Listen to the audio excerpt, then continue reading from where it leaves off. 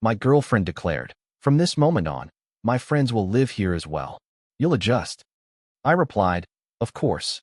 While she was out celebrating, I replaced the locks and sent all her belongings to her parents' house. The shouting outside my door when she came back told me everything I needed to know. My name is Daniel. I am 33 and I work as a network technician for a regional internet provider. I live in a quiet suburb outside Cleveland and most of my days are predictable. Early mornings, service calls, fixing routers, and coming home tired but satisfied when things work the way they should. My girlfriend Melissa is 29. We had been together a little over 2 years at the time this happened. For the last year, she had been living in my house. The place is a 3-bedroom ranch I bought 5 years ago after saving aggressively and putting down a large payment. When she first moved in, it felt like progress. She worked in event planning, which meant odd hours and a social circle that was always moving. I am more routine-driven, but I figured that difference balanced us out. At first, the arrangement was simple. I covered the mortgage and utilities since the house was already mine. She paid for groceries and helped with small things around the place. That lasted about 3 months before things quietly shifted. Groceries slowly became my responsibility too. Then cleaning turned into something she said she did not have time for. The house started to feel less like a shared space and more like a hotel she stayed in between nights out. Melissa also had 2 close friends, Amber and Chloe. They were the type who treated every brunch like a strategy meeting about how to upgrade their lives. Conversations always revolved around who was dating someone with money, who was moving into a nicer apartment, and which boyfriend was not doing enough. I never liked them much, but I stayed polite. They were always around anyway. Every weekend, they were at our house drinking wine, laughing loudly, and making comments about how lucky Melissa was to have a boyfriend with a house. At first, it sounded like compliments. Over time, it started sounding more like they were evaluating property. The moment that changed everything happened on a Tuesday morning before work. Melissa walked into the kitchen while I was making coffee. She had that confident look she got whenever she had already decided something for both of us. She did not ask me anything. She simply announced that Amber and Chloe would be moving in soon and that I would adjust.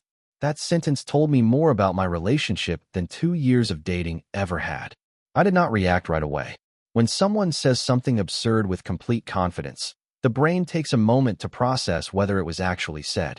I stood there holding my coffee mug while Melissa leaned against the counter scrolling through her phone like she had just mentioned picking up milk from the store. Amber and Chloe are moving in next week, she said again casually. I asked a simple question. Moving in where? She looked up at me like the answer was obvious. Here, obviously. Amber's lease ends Friday, and Chloe already packed half her stuff. Their apartment situation is a disaster, and they need somewhere stable for a while. She said stable while standing in the kitchen of the house I paid for. I asked how long they planned to stay. Melissa shrugged. However long it takes them to get back on their feet. A few months probably. Maybe longer depending on work stuff. Then she said the sentence that made the entire situation clear. From this moment on, my friends will live here too. You will adjust. Not can they stay. Not what do you think. A declaration. I studied her for a moment to see if she understood what she was saying. She did not look nervous or uncertain. She looked amused, like she was waiting for me to complain so she could shut it down. I asked if Amber and Chloe knew about this plan. Of course they do, she said. They're excited. Amber already started looking at furniture ideas for the guest room. The guest room. My guest room. Melissa took a sip of my coffee like she owned the place. Relax, Daniel. You have 3 bedrooms. It makes sense. You're gone all day anyway. It's not like you'll even notice most of the time. I nodded slowly. That sentence told me everything I needed to know about how she viewed the situation. In her mind, the house was already hers. I was just the quiet guy who paid the mortgage. So I gave her the only response she expected. Of course, I said. If that's what you want, we can make it work. She smiled immediately, satisfied. What she did not notice was that my tone was completely calm. And when I get calm like that, it usually means I have already started planning my exit. The funny thing about people who assume they are in control is that they stop paying attention. Melissa looked completely satisfied after I agreed. She kissed my cheek, grabbed her purse, and headed for the door like the conversation had gone exactly the way she expected. Before leaving, she added one more detail. Amber and Chloe are coming over tonight. We're going out to celebrate the new living situation. Do not wait up. Then she left. I finished my coffee slowly and sat at the kitchen table thinking everything through. Not emotionally. Logistically. The house was in my name. The mortgage was in my name. Every utility bill came to me. When Melissa moved and we never signed any paperwork. No lease. No shared ownership. It had always just been my house that she lived in. That simplified things. Around 10 that morning, I took the day off work. I spent the first hour going through the house and gathering every single thing Melissa owned. Clothes from the closet. Makeup from the bathroom. Shoes from the hallway rack. The small decorations she had brought when she moved in. I packed everything carefully into boxes. Not angrily. Just methodically. By noon, my living room looked like a shipping center. About 12 boxes total plus 3 large bags of clothes. Next, I loaded everything into the back of my truck. Melissa's parents lived about 20 minutes away. They were decent people and always polite to me. I had their address saved from previous visits. When I arrived, I knocked on the door. Her father answered. I explained calmly that Melissa and I were no longer living together and I was returning her belongings. He looked confused but helped me carry everything inside. I did not stay to explain details. After that, I drove straight to the hardware store. New deadbolt. New doorknob lock. New strike plates. By mid-afternoon, I was back home with a toolbox and a quiet house. It took about 40 minutes to replace both locks myself. Front door and back door. When I finished, I tested both keys twice. Everything worked perfectly. Around 7 that evening, Melissa texted me. Girls' night just started. Might stay out late. I replied with one word. Enjoy. Then I sat in the living room and waited. At 1:38 in the morning, someone started pounding on my front door. The pounding started suddenly and violently. Not a polite knock. Not someone checking if I was awake. It sounded like someone trying to break the door down. I looked at the clock on my phone. 1:38 a.m. Then Melissa's voice cut through the quiet street. Daniel, opened the door right now. I stayed on the couch for a few seconds, listening. More pounding followed. Loud enough that I was certain half the street could hear it. Her voice sounded different than usual. Not confident anymore. Not amused. Angry. Confused. I walked to the hallway and looked through the small window beside the door. Melissa stood on the porch in the same outfit she had left in earlier. Hair slightly messy, heels in one hand, phone in the other. Her makeup was smudged like the night had gone on longer than planned. Behind her, Amber and Chloe stood on the driveway looking equally irritated. Melissa slammed her hand against the door again. Daniel, I know you're in there. I opened the door just enough to speak through it, keeping the chain locked. What's wrong? For a moment, she just stared at the door like she couldn't process what she was seeing. Then she shook the handle hard. Why is the door locked? Because I changed the locks. That sentence landed like a brick. Her face shifted from confusion to disbelief almost instantly. What are you talking about? I leaned against the door frame calmly. Your things are at your parents' house. I dropped them off earlier today. The silence that followed was almost impressive. Amber whispered something behind her, but Melissa ignored it completely. She stared at me through the small opening in the door like I had just spoken another language. You can't be serious. I shrugged slightly. You told me your friends were moving in and I would adjust. So I did. That was the moment the yelling really started. Melissa stepped closer to the door. Daniel, open this door right now. This is my house too. I shook my head slowly. No, it isn't. Amber finally stepped forward from the driveway. Dude, what the hell is wrong with you? But the shouting outside my door told me something important. For the first time since I met Melissa, she had completely lost control of the situation. Melissa stared at me through the narrow gap in the door like she was waiting for me to start laughing. Like this was some weird joke that would end in about 5 seconds. It didn't. Daniel, stopped being dramatic and opened the door, she said, her voice rising. It's 2 in the morning and I'm tired. I shook my head. You should probably head to your parents' house. Your stuff is already there. Her expression hardened immediately. You took my things to my parents' house without telling me? Yes. Why would you do that? I answered honestly. Because you told me 3 people were going to be living here and that I would adjust. Amber let out a short laugh from the driveway. Oh my God, you actually kicked her out. Melissa turned around and snapped at her to shut up before stepping closer to the door again. Daniel, you cannot just lock me out of my own home. It's not your home, I said calmly. It never was. That sentence hit harder than I expected. For a moment, she just stared at me. Not yelling. Not arguing. Processing. Then the anger came back twice as strong. I lived here for a year. My things were here. My mail comes here. You lived here because I invited you, I replied. That invitation ended this morning. Chloe stepped forward now, crossing her arms. This is actually insane. You can't just throw someone out like that. I looked past Melissa at both of them. Funny. Nobody thought it was insane when you decided you were moving in without asking. Amber muttered something under her breath, but didn't argue. Melissa tried the handle again, even though the chain was still locked. Open the door so we can talk about this like adults. We are talking about it. Through the door. Her voice dropped into that familiar tone she used whenever she thought she could guilt me into backing down. Daniel, we've been together 2 years. You're really ending everything over Amber and Chloe staying here? I tilted my head slightly. No. I'm ending it because you decided my house belonged to you. The street had gone quiet during the argument. A few porch lights were on now. Neighbors watching. Melissa noticed that too. Her voice lowered, but the anger in it didn't disappear. You're going to regret this.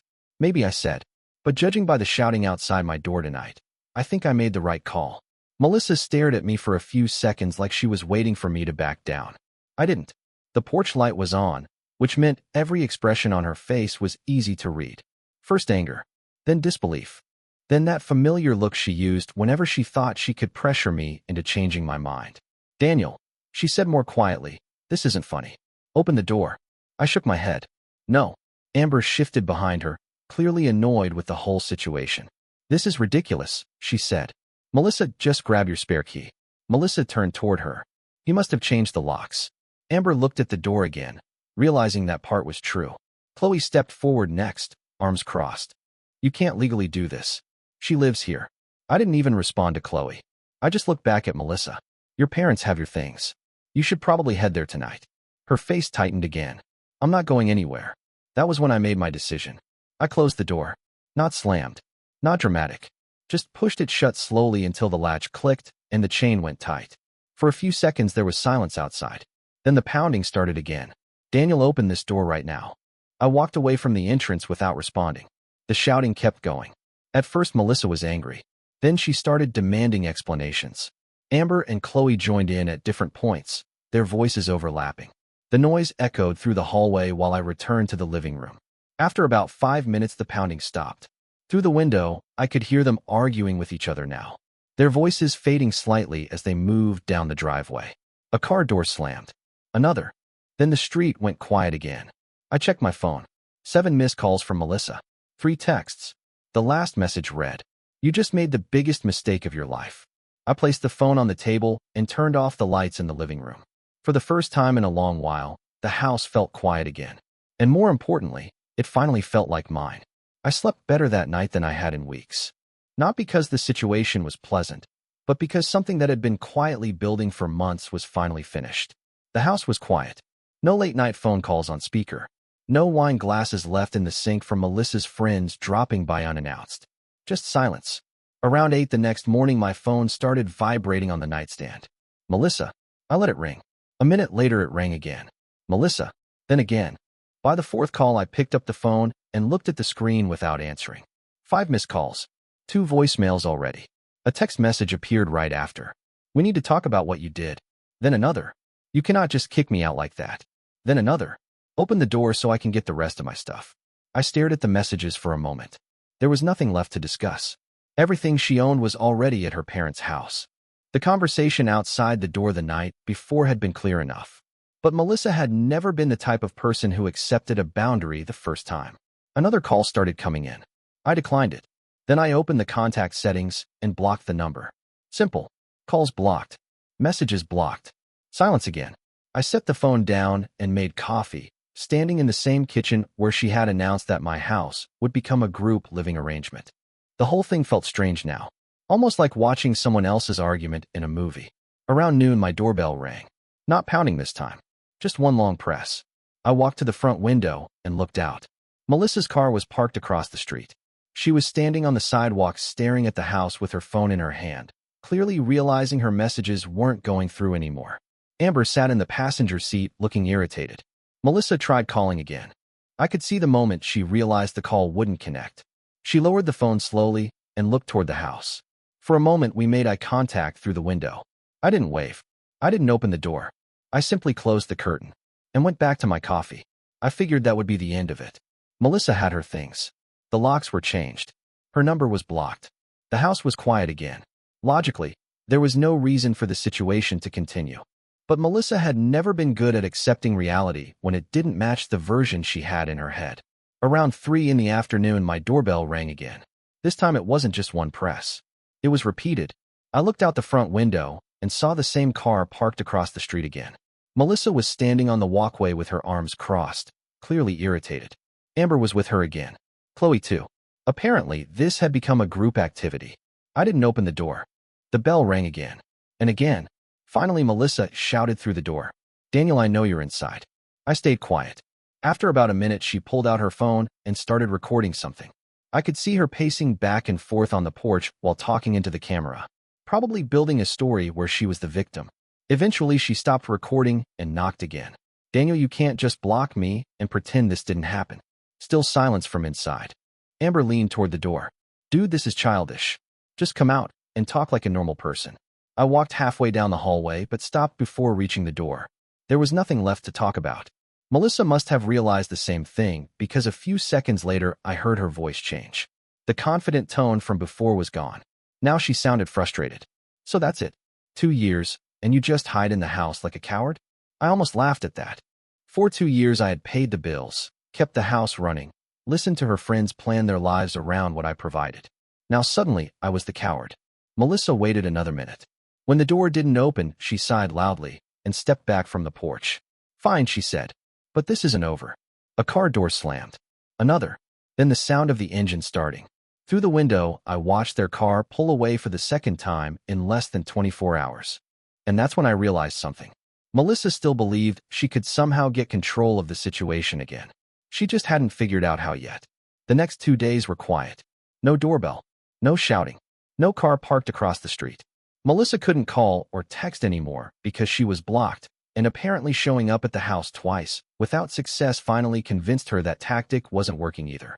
For a while I thought the situation had simply burned itself out. Then Thursday evening my phone rang.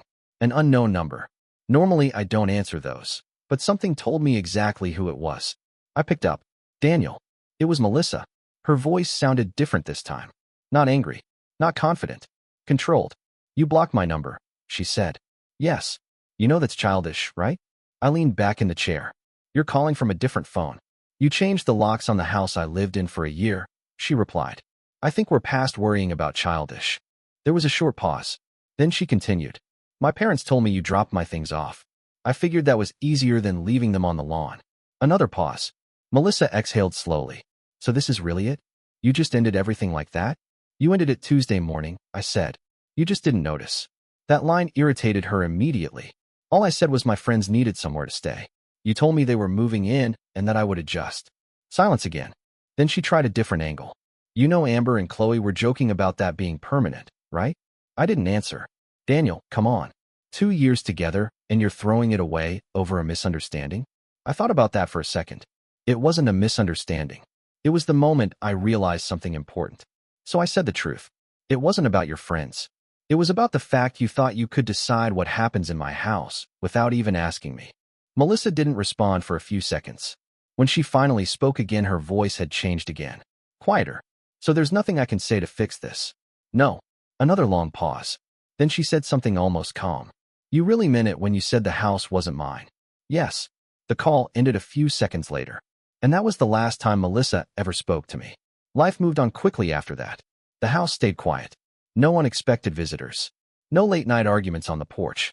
No wine glasses appearing in the sink from gatherings I never agreed to host. For the first time in months, everything felt normal again. A few mutual friends eventually heard about what happened. The story had apparently traveled through Melissa's social circle first, and it sounded very different there. According to her version, I had overreacted and locked her out of the house without warning. What usually surprised people was the part she left out.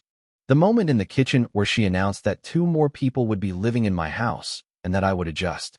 Once that detail came up, the conversations usually ended pretty quickly. About a month later, I ran into Melissa's father at a grocery store. He recognized me immediately and walked over. For a moment, I thought he might be angry about how everything ended. Instead, he just shook his head slightly. "Melissa told us what happened," he said. I waited. Then he added something I didn't expect. "You did the right thing." Apparently, when all her boxes showed up at their house that day, the story became much harder for her to control. He wished me well, and we went our separate ways. I never saw Melissa again after that phone call. Amber and Chloe disappeared from my life along with her, which honestly felt like an additional bonus. Looking back, the strange part isn't how the relationship ended.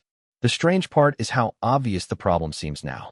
Sometimes it takes one sentence to show you exactly where you stand in someone's life. For me, that sentence was simple. From this moment on, my friends will live here too. You will adjust. Turns out I did adjust.